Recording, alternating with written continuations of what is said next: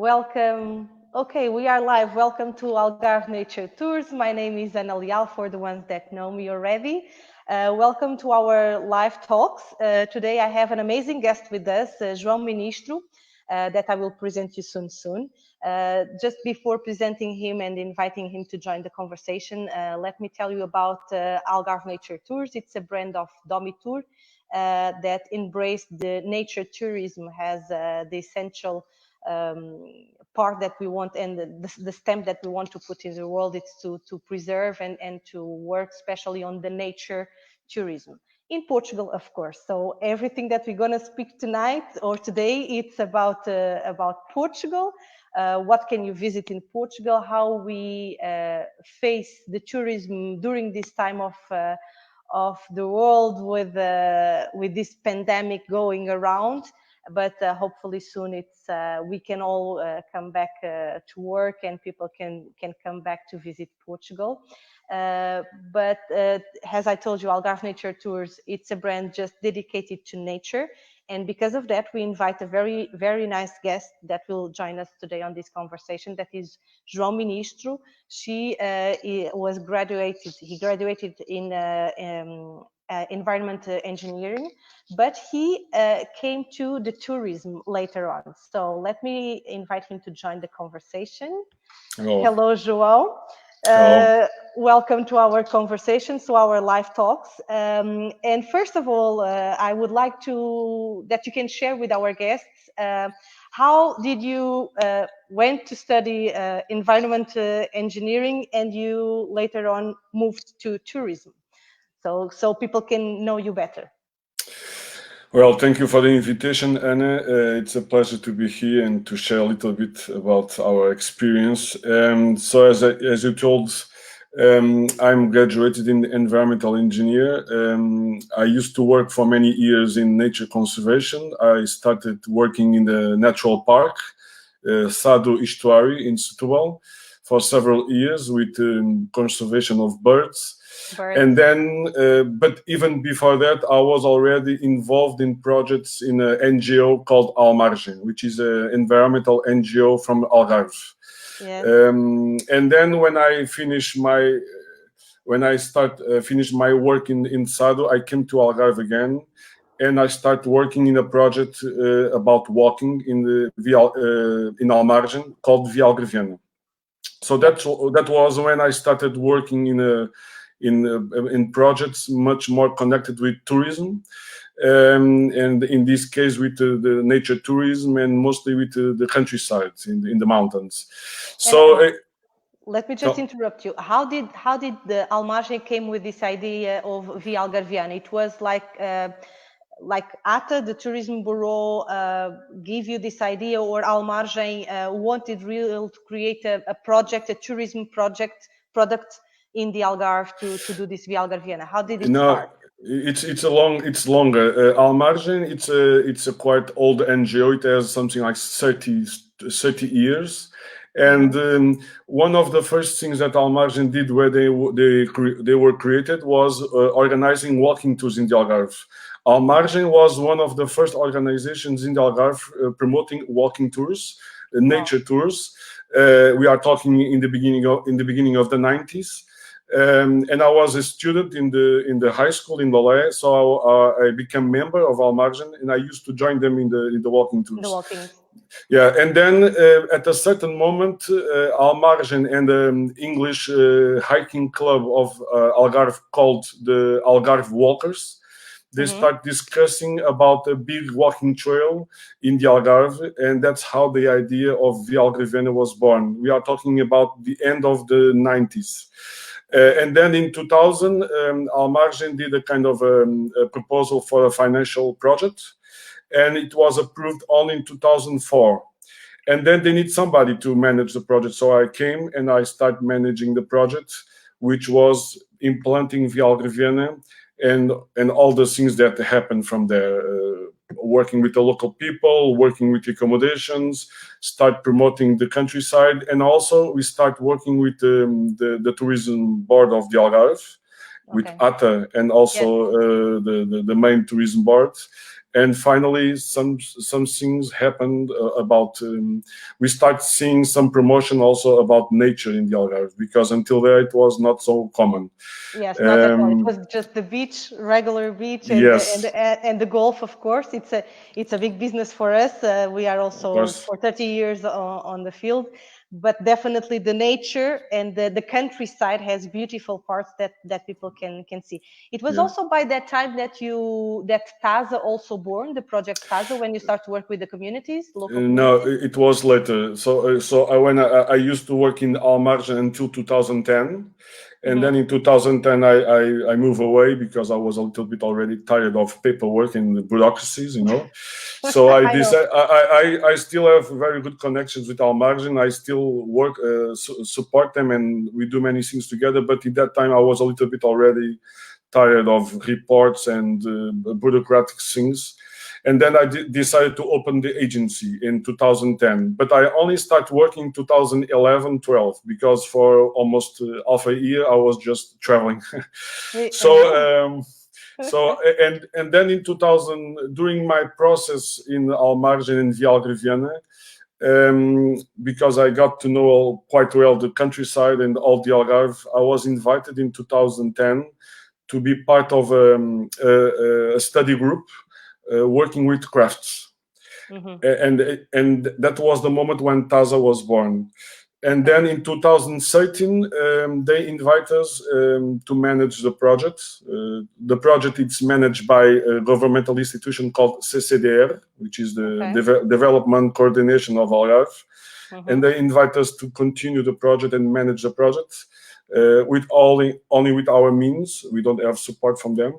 And then we accepted. And then since 2013, we are managing also the craft project called Project TASA.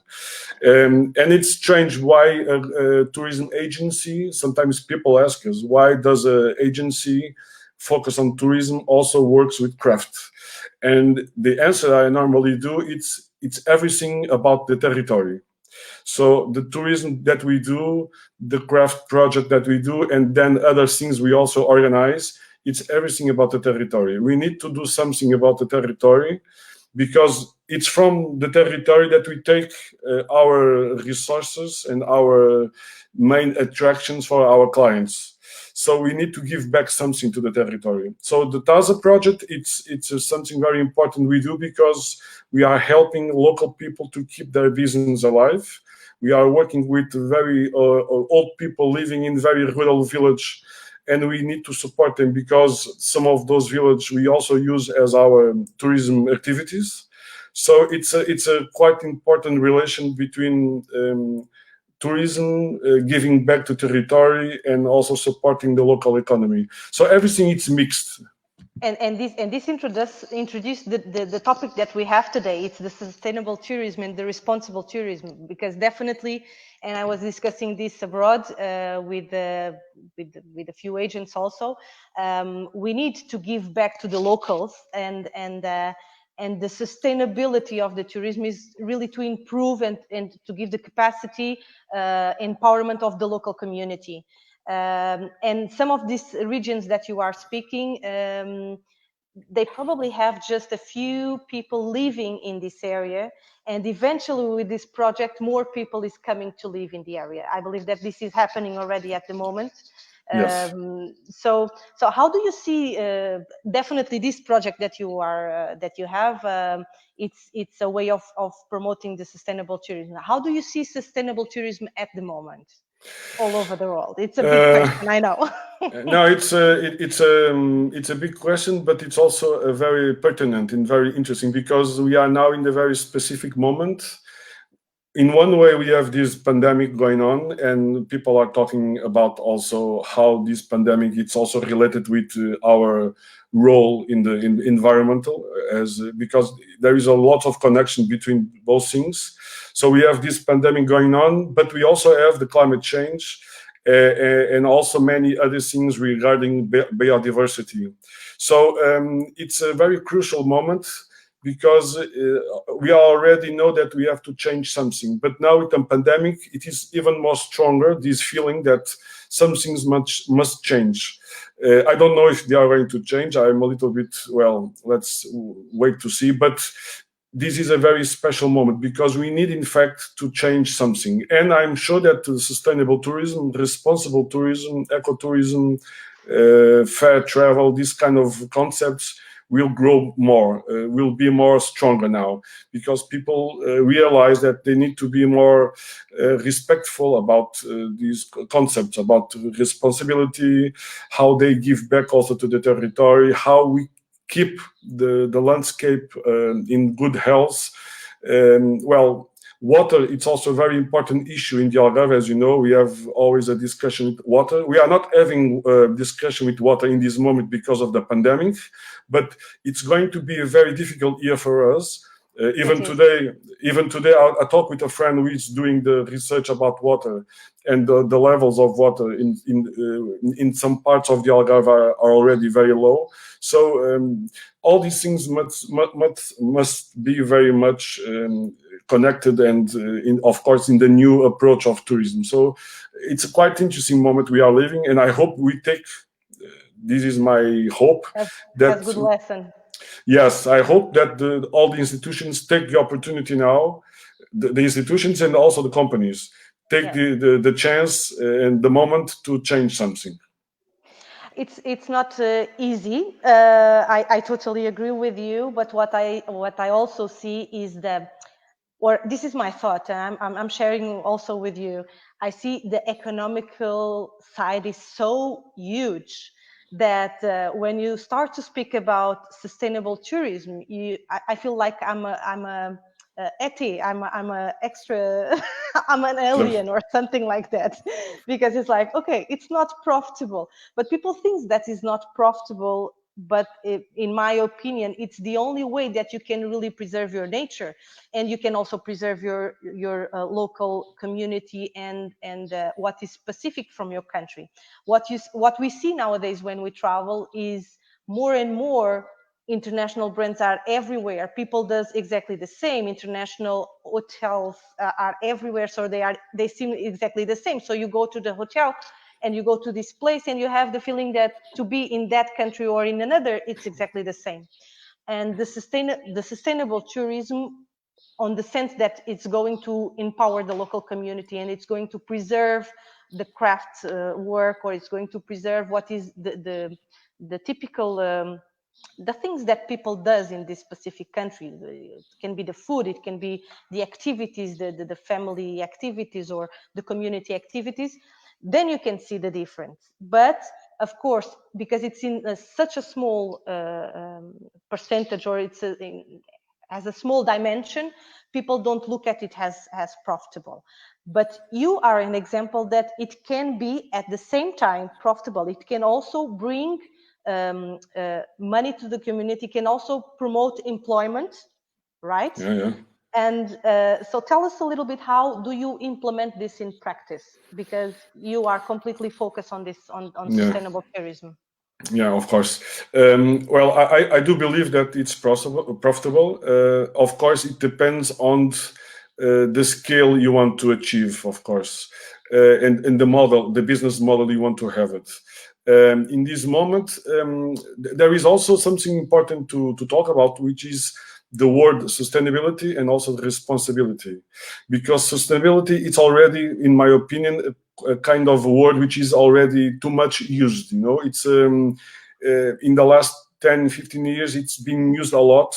It's been kind of exaggerated, and now it lost a little bit of the real sense. Because nowadays, if a hotel just does very simple things like managing the water or separating the garbage, they say they are sustainable. But it's much more than that. And even more and more, it's not only that, it's much more. It's how the hotel, it's connected with the territory, how they connect with the local communities, how they connect with all the natural values. So it's much more than that. That's why there are other meanings, new concepts going on, new concepts like responsibility, which are much more stronger, I think. well, and I do believe it's profitable, of course, as long as you know how to attract the people, because there are lots of people able and interested in paying very good products, as long as it's real product and good quality. And why we try to do a little bit like that, So it's a method of attracting the right public. Of course, you cannot fill the thousands and thousands of rooms in the Algarve with this small niche of market, because it's not such a big market like the sun and beach, Yeah, but that's of the course. decision. That's the main thing that you need to discuss. If what kind of tourism you want here, you want mass tourism, which quality, it's a big, well, you can discuss if the quality is good or not. I have my suspicions, of course.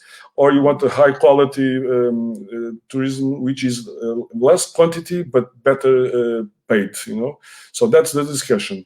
What we do, well, we well, a little bit like you do also, we try to focus on nature activities and cultural activities, and we work directly with some tour operators.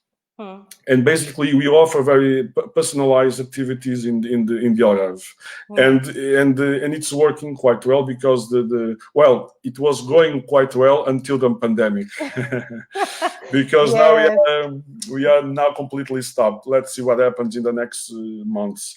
But it's interesting to see that people are much more interested in this kind of activities, going to the countryside with an expert, to learn something about the nature, to learn something about the food, about the people, how we live, how we connect with the territory. So and it's, I think it's a growing market for sure, because people are much more eager to learn a little bit about how we live, how we work, how we react, and And people is a little bit disconnected from the Mother Earth, I think. For sure. We live so much in our mind, and so much with such a busy life, type of life, that's why I love the nature department in Domitor, because when one of my happiest moments is when I have to go to the field to take some treks. Yeah. So I'm not closed in the office. I can really enjoy the nature, the sun, the birds, the trees, everything that I find on my way. So this is one of the things I love. And definitely when you are there, when you connect with land, with Mother Earth, you like it goes all your worries most of the time goes out. Yeah.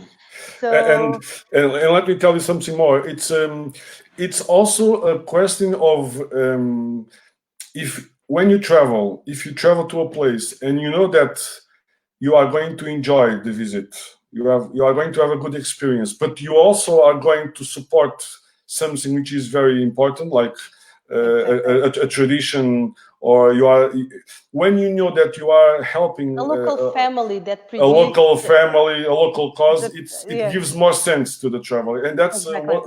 that's something which is very important in this kind of tourism. You need to explain the people that you welcome that a part of the tourism experience, which is of course very important.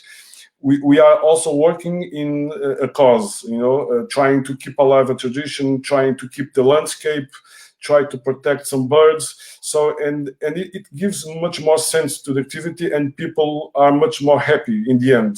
So that's why that's tourism, responsible tourism. It's not just. You were touching base that sustainable tourism, and the word sustainable, for 10-15 years we are hearing, and it lost a little bit the position, or it lost the sense, and now we speak more in responsible tourism. And even the topic, when I introduced the topic, I introduced, okay, it's sustainable and responsible tourism. So there was a transaction to that part of my English. I wish I could have this conversation in Portuguese, because it's such a dear topic, and it will be easier for sure. But for our guests, and if there's people there that wants to make questions, please feel free, because we are seeing all the comments, so we can also answer your questions. So this is a good point.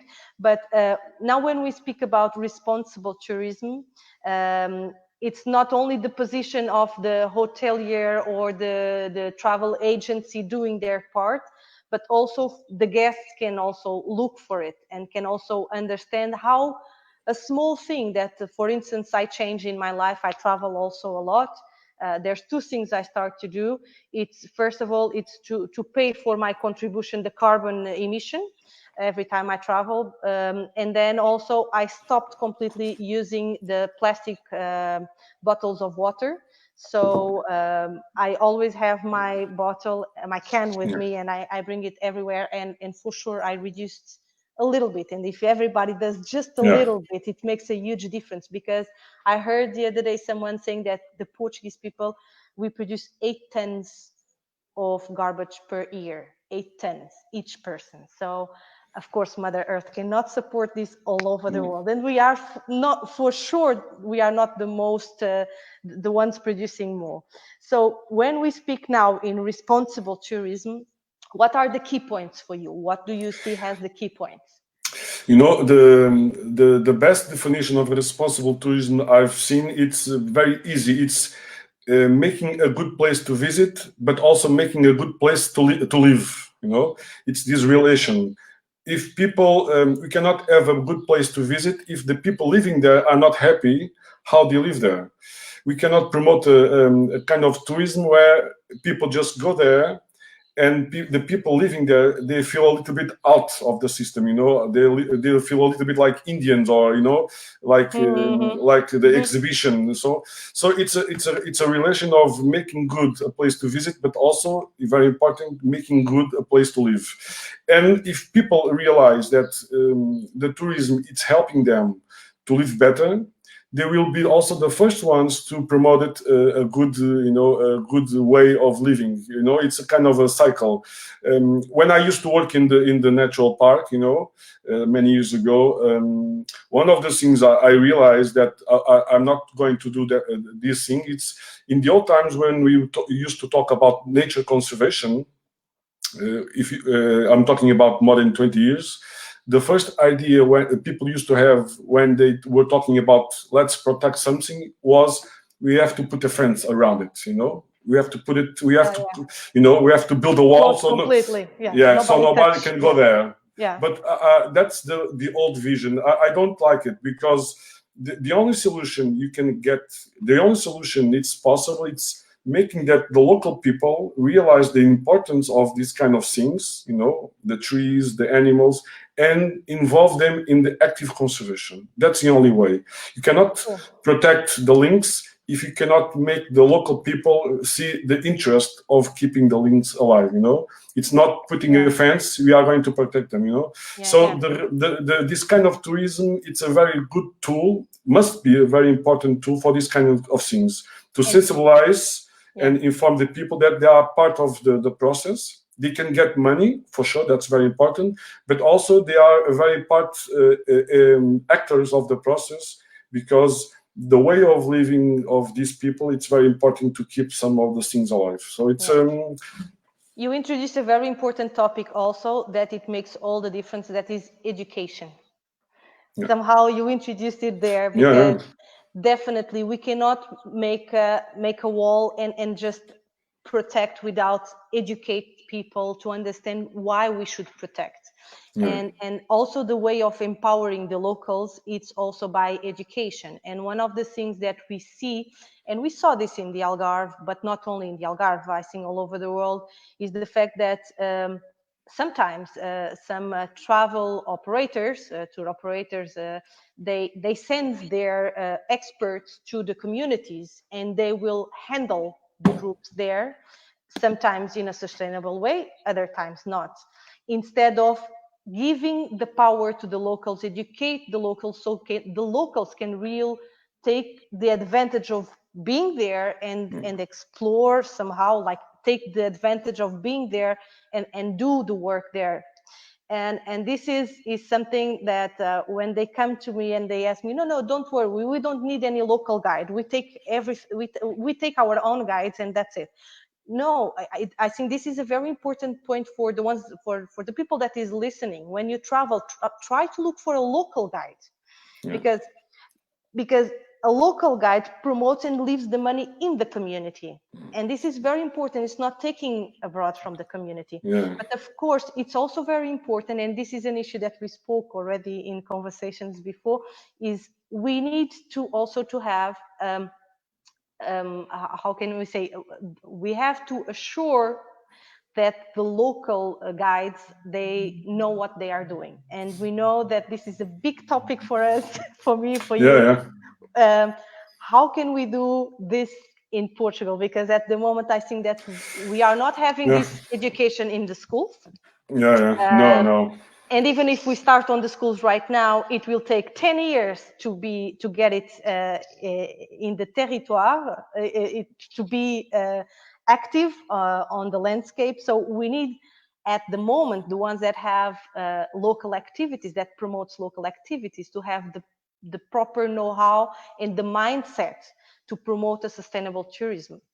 So what is your point of view about the situation now? You can speak about national, international, and what we can do. I will leave it to you. Well, it's if we want to have a high quality tourism, of course, we need to work in many different areas, So you need to work on the territory, for sure. If you want to show a nice landscape, you need to manage the landscape.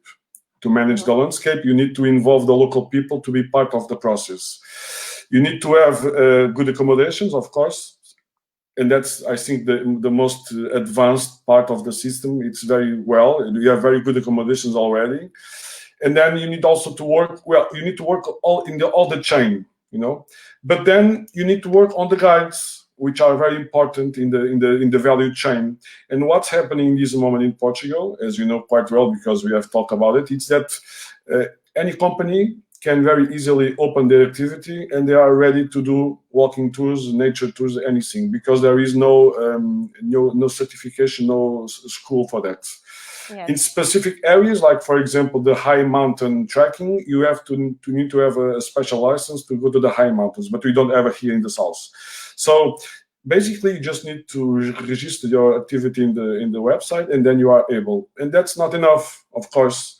You need to have an expertise. You need to teach. You need to learn things. So, or the only option is, or you go out to Spain or to other country to do some courses, because there are some, or then you need to be very active by your own and try to look.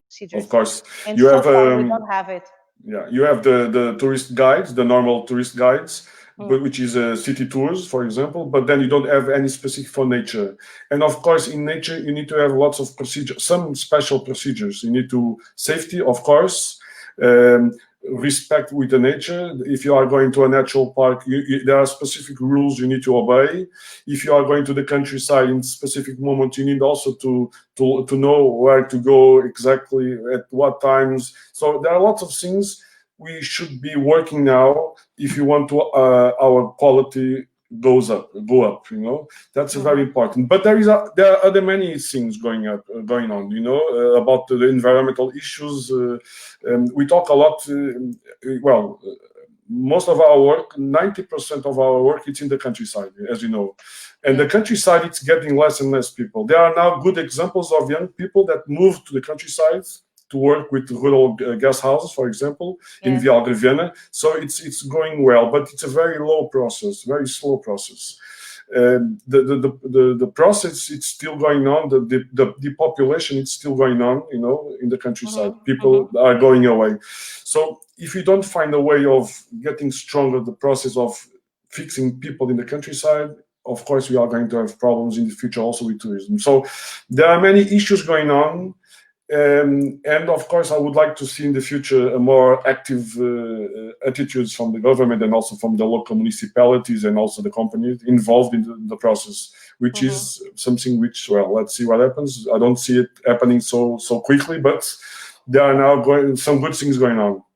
I think this pandemic situation, it came to help us to open our eyes to what is really, really important. And I think it's going to speed up some processes.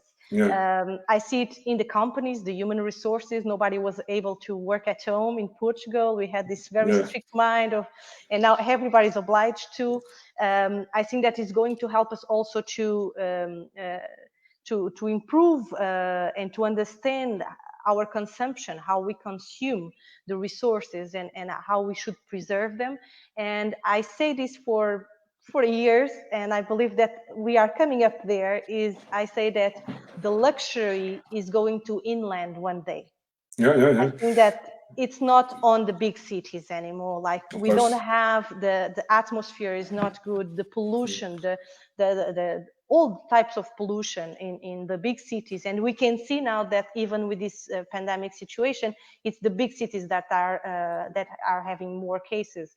So definitely, I think the luxury is to go back to the inland and to have this contact with nature. For sure. But in the end, what is luxury? What is luxury? It's because also the concept of luxury, it's changing.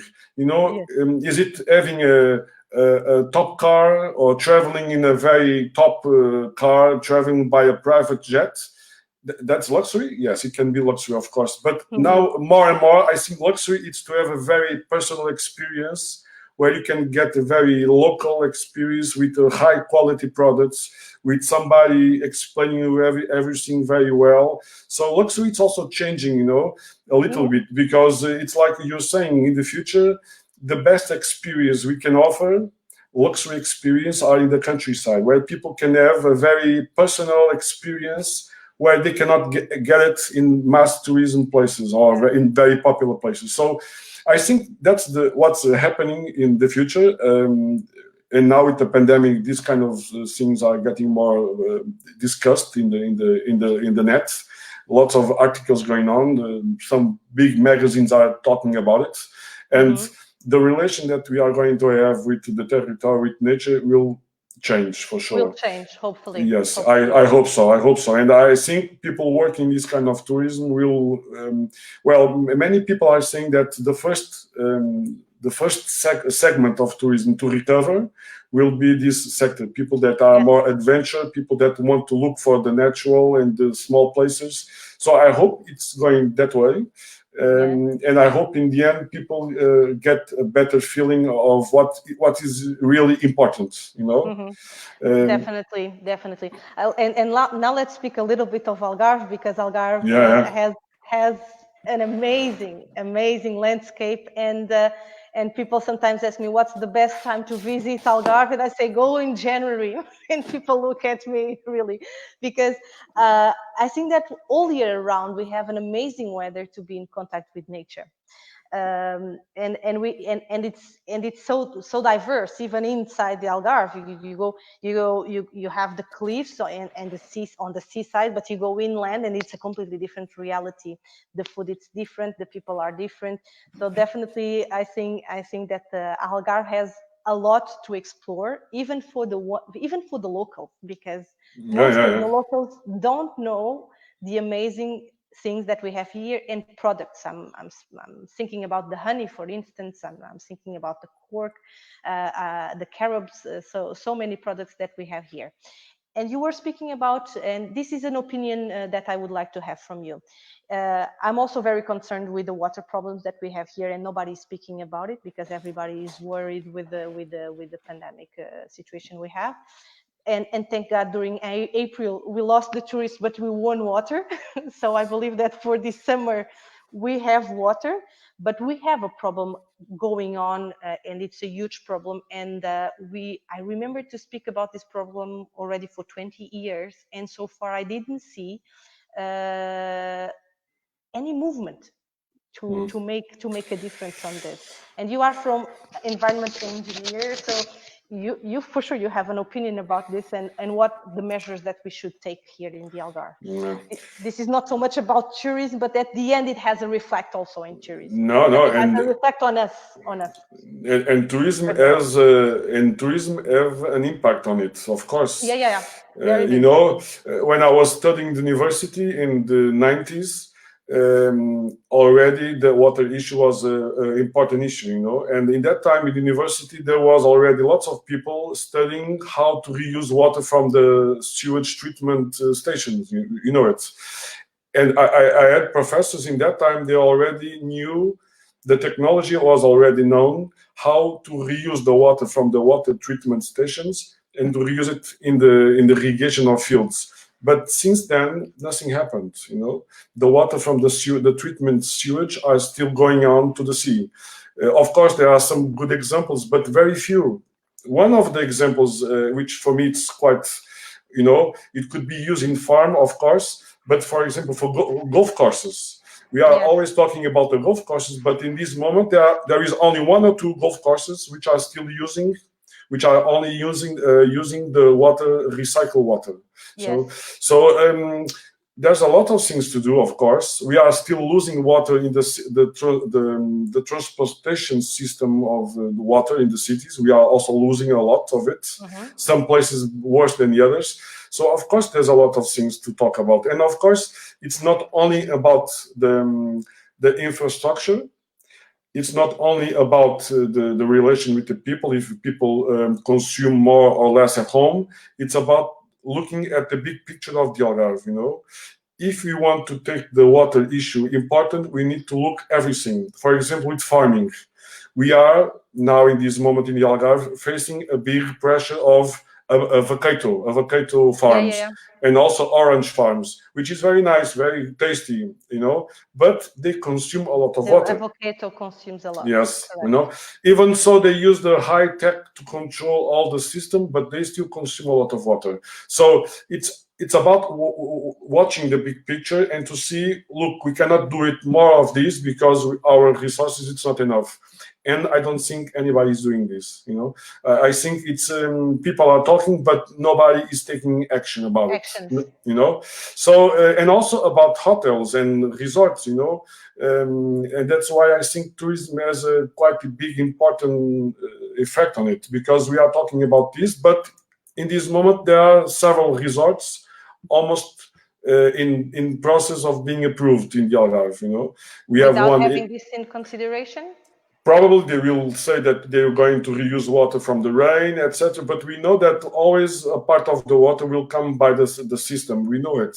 It's not possible to have water, totally renewable water from the rain or from anything for thousands of beds. We know it's not possible, you know. So, and we are talking about quite important big resort in Lagoa dos Salgados, Praia Grande. We have the one in Portimão in the Ponta João de Areias. We have more in along the Guadiana River. We have another one here in Lolé, in Rocha, in Quinta do Freixo. So you see, there are still lots of things going on. So if you want to have Algarve sustainable for tourism, you need to make a point about what kind of development you want it here. You know, so it's a quite tricky situation we are living. I hope things will change, but well.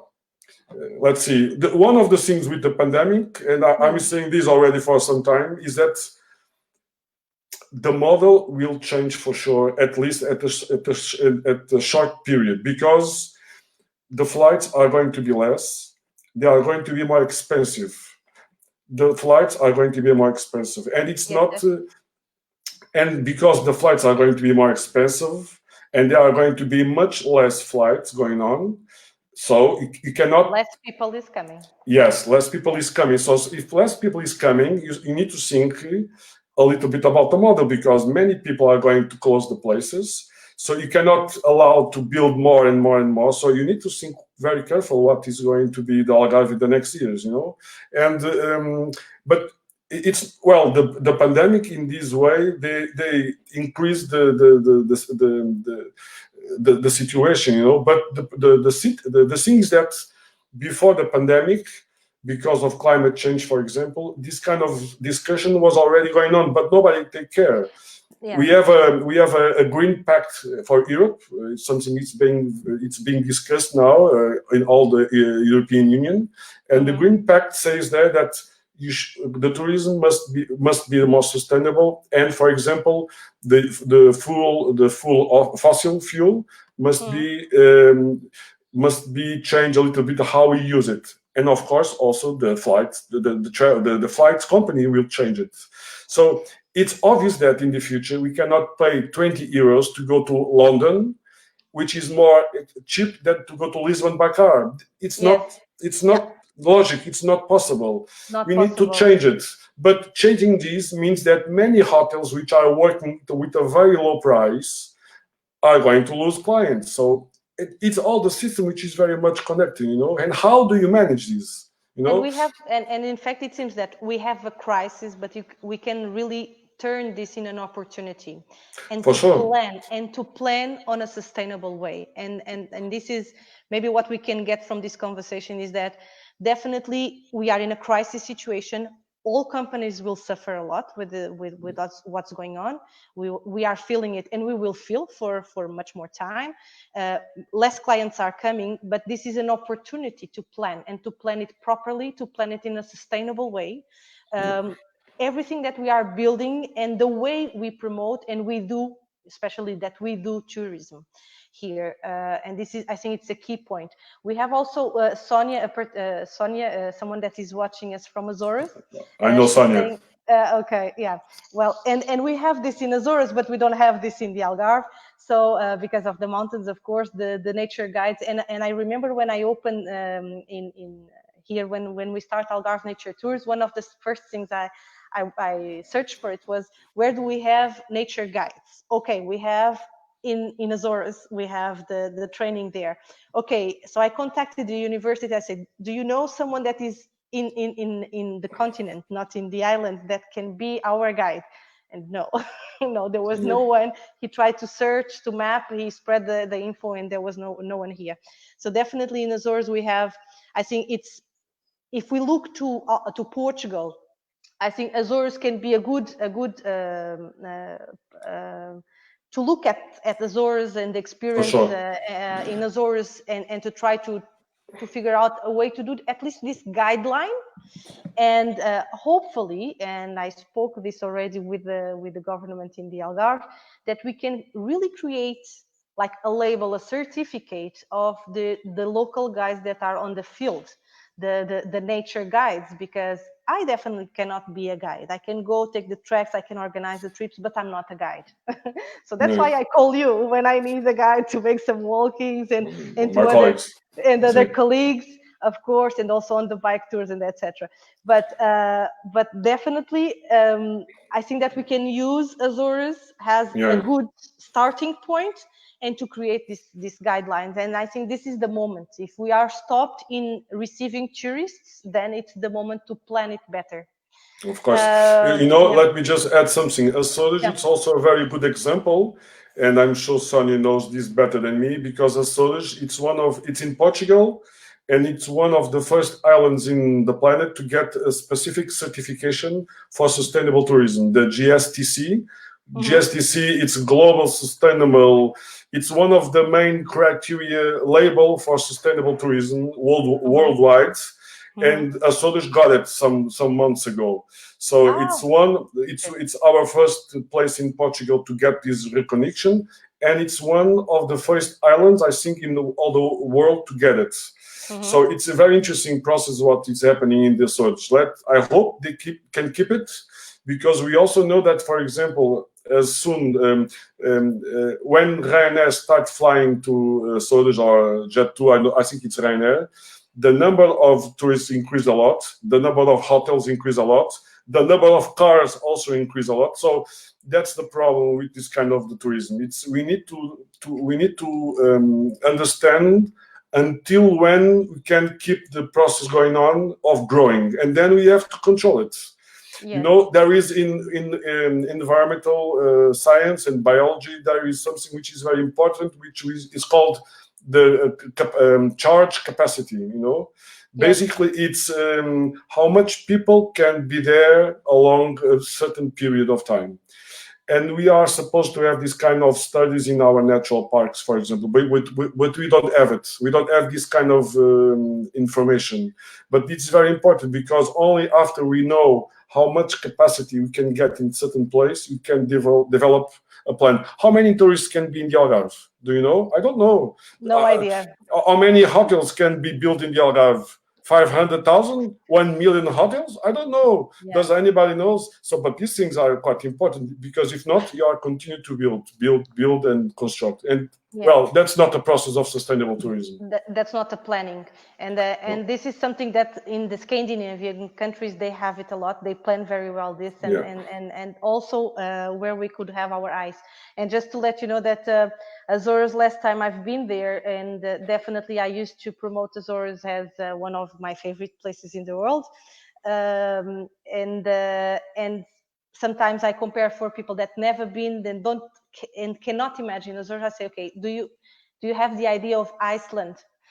Okay, it has some hot springs. Okay, but there the temperature, you can compare it much more with Asia, and it's way better. But way better I've been in both, and I say no. If you want to go to Azores, but then I say but take care, because it's a nature destination, and we want to keep it, or I would love to keep it as a nature of course. Tourism. So not to have this amount of cars and this amount of tourists, and so they can somehow spoil what Azores has so beautiful. But I also understand that this is always a compromise with economy also. So I think that we have good ideas that we are taking from this conversation. I will give you, of course, the chance to leave a few words at the end. I think we spoke a little bit about the labels and the sustainable tourism and how it's important to plan. But of course, you can leave a last message for the people that is listening. Well, I hope you enjoy the conversation. It's a very nice topic in this moment. There's lots of things going on. Also, because of the pandemic, we have to think more about these issues. It's not easy issues, because they connect with lots of things, economics, of course, but it's quite important we discuss this. And I hope you come to Algarve. If somebody from Algarve it's listening, you should come here, because as Anna said, Algarve it's a very special place. It's a pity that the pandemic came in a very specific moment, which is bad for everybody.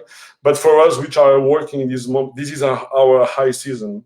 It's the spring, and it's a beautiful moment to come the here. Countryside, it's incredible. It's a pity we cannot go. Well, I go out, but nobody knows. So I hope. You know what was my plan when the pandemic started? I said, okay, it's my turn. It's finally I have time to cross the Via Algarviana from one side to another, because I know part of them. But no, I started, but then I had to stop because of the pandemic. No, and also the place is closed. The place is closed because people start to be scared with the people coming of course. And most of the village are old people, and the old people start being scared, and they close the places.